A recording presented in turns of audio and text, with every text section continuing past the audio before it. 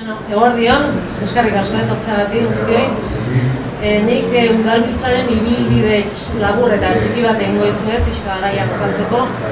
Agian badakizute, baina ez dago soberan esatea zer den udalbiltza, laburki bada ere.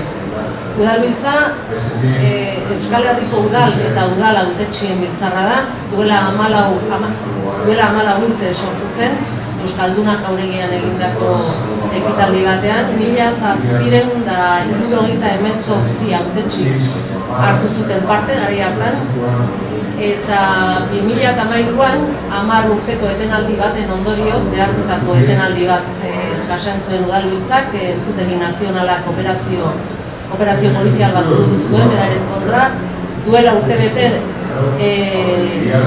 zuela 2 urte 2011an absoluzioa iritsi zen, eta aurten 2013ko martxoan berrantolatu egin dugu eta Donostiko Victoria Eugenian egindako ekitaldi batean berriro plazaratu ginen. Martxoaren biko batzar horretan berriro berretsi genituen hasierako udalbiltzak sortu zituen edo hitzartu zituen 5 printzipio horiek.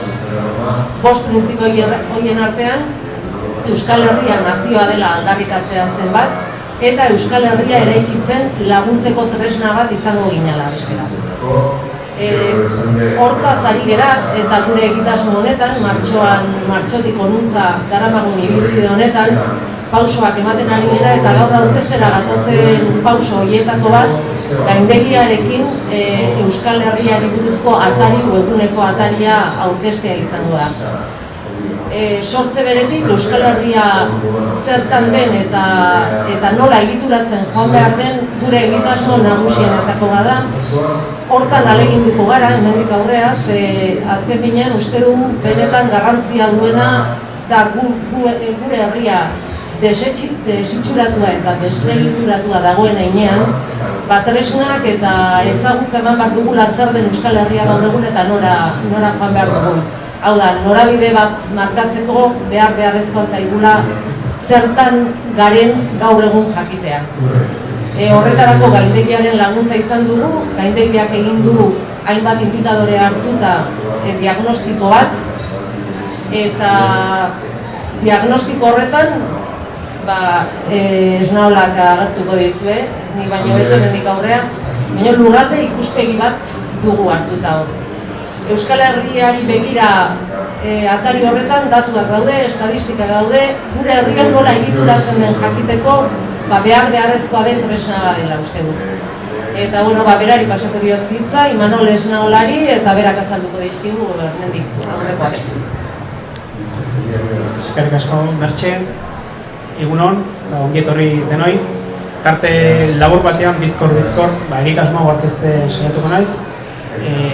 Gaindegiak, Euskal Herriko ekonomia eta gizarte garapenerako behategiak udalbiltzarekin lankidetzan dihardu eta nolabait ere bazen gaindegiaren asmoa udalbiltzak bere garaian datuen talaiatik izeneko liburua argitaratu zuenetik 2002an eta Durangon bertan aurkeztu zen liburu aurreratzaile hura, azken batean lehen aldia zen Euskal Herri osoa aintzat hartuz Euskal Herriko egiturazko parametro batzuk jende aurrean jartzen zirena, nolabait ere gaindegiak udalbiltzarentzat sortu du bigarren tresna.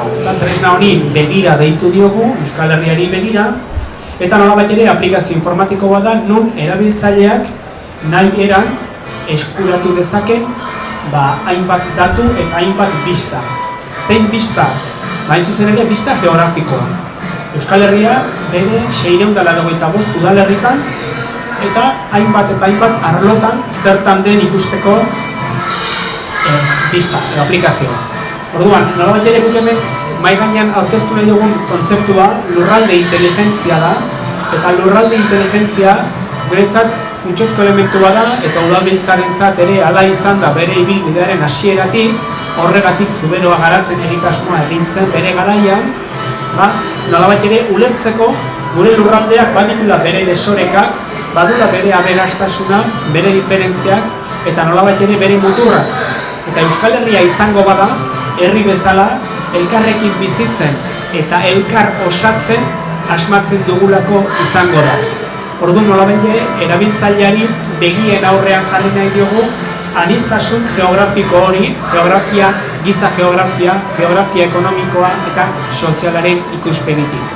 Demografikoa, soziala eta ekonomikoa.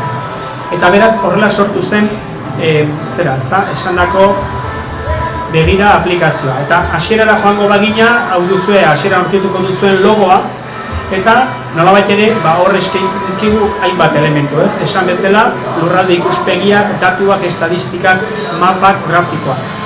Orduan, daturik esanguratsuenak mapetan ikusiko ditugu orain, eta esate baterako biztanleria densidadea, ezta ikusten duzue, nolabait ere, zonalderik gorriena da biztanleriarik bajuena duena. Beraz, badugu iparraldeko ardatz bat, eta beste bat hegoaldean. Eta hor erdian, Arabako mutur batetik hasi eta Pirineo Zuberoaraino badugu zonalde gorri bat, ezta? Halako bistak eskaintzen dizkigu. Zahartze indizearekin ere, begira nola, periferiako lurraldeak, hasien kartazioetatik eta Pirineo Zuberoaraino biltzen zaizkigun zonalde oso zaharkituak eta aldiz errepide nagusiekin lotutako urdinguneak, nun biztanleria askoz ere zeragoa den. Aurrera jarraituz, eta denbora bizkordoa, langabezia erregistratuan ere ikusten duzue nola badiren zonalde batzuk, esate baterako Bizkaia inguruan eta barnealdeko beste zonalde batzutan, hegoaldean batez ere langabezia erregistratu nahiko altua. Une oro, biztak dituzuenean, hemen behan ageri den grafiko honetan kursorearekin ibiliko bazinate, herri-zerri balore guztiak ikusiko zenituzkete, eta kursorea maparen gainean mugituko bazenute, esate baterako ikusiko zenukete, zertan den zertan den herri bakoitza. Klik egin bertan, datu ateratzen da, eta Euskararen ezagutzarekin ere ikusten duzue, badago zonalde bat, goian urdinena, nolabait ere udalerri euskaldunek osatzen duten hori, badira eraberean ere, iparraldean ere, sartu ez ditugun batzuk, eta gero badugu hegoaldeko zonalde bat. Ez dut esan, grisez ageri den zonaldeak dira mendi partzuergoak, ez dira herriak. Batak ez Euskal Herrian 685 udalerri direla, eta 73 mendi partzuergo, ezta? Orduan, nolabait ere,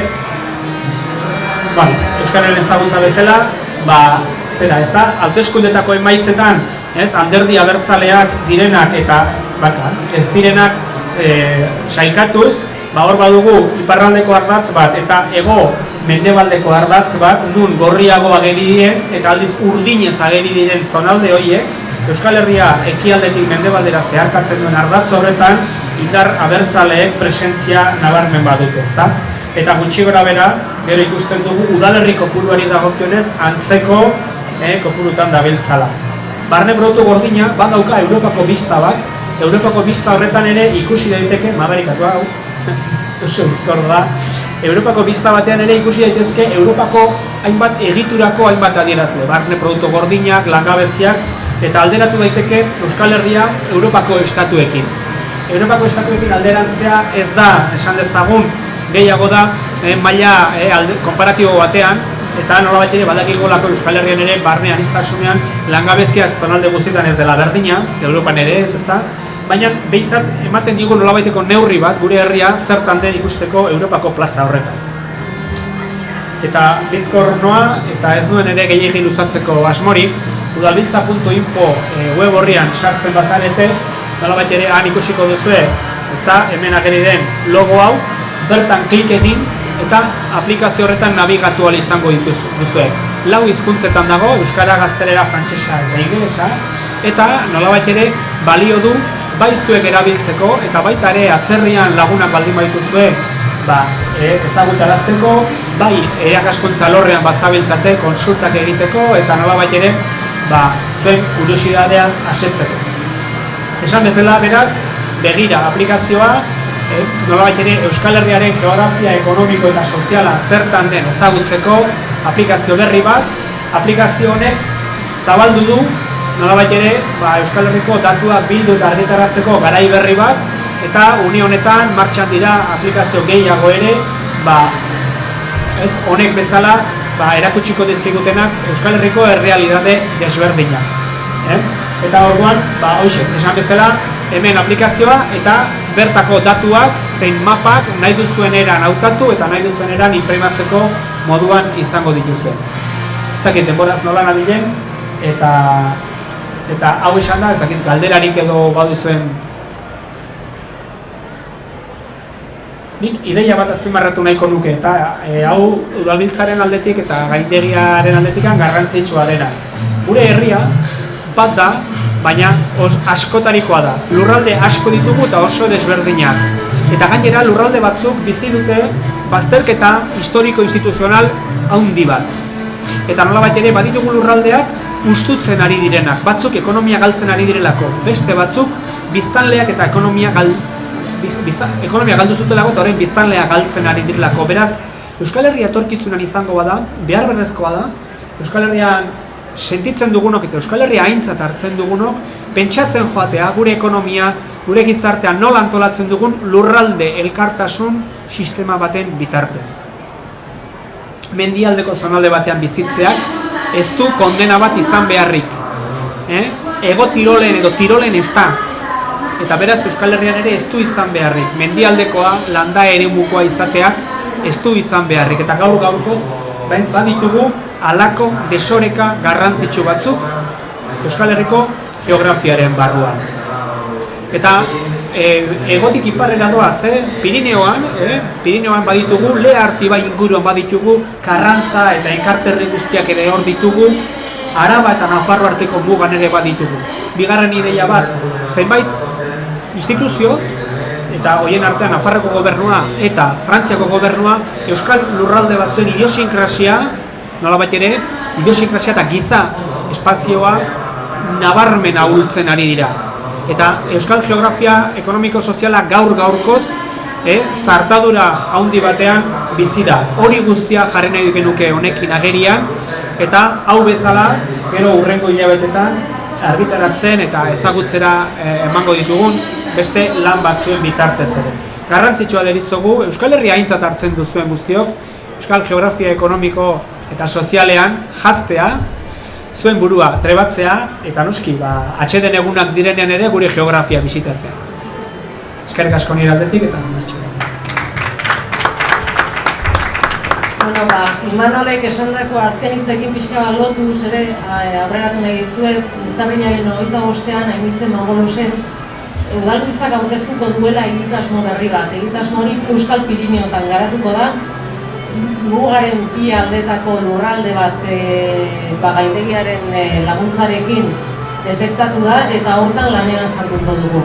Nafarroa Garaia, Nafarroa Behera eta Xuberoako herriak hartzen ditu, 103 herri hartzen ditu eremuan, eta tokiko garapenarekin lotua izango den egitasmoa da, eta honetaz ere, orain aurkeztu dugun orrialde honetaz ere baliatuko gea hainbat informazioa ematen joan ala izateko. Besterik ez, nire aldetik, eskerrik asko eta ondo bukatu eguna guztiok.